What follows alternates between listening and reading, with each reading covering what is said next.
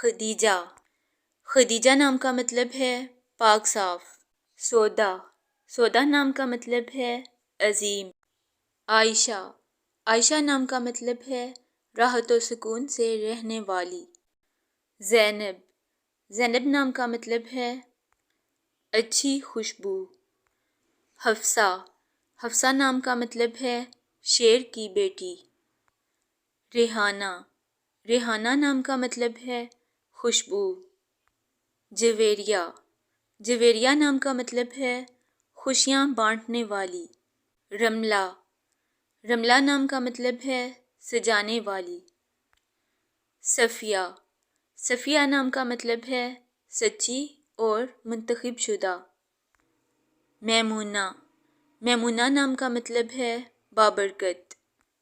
ماریہ، ماریہ نام کا مطلب ہے گوری۔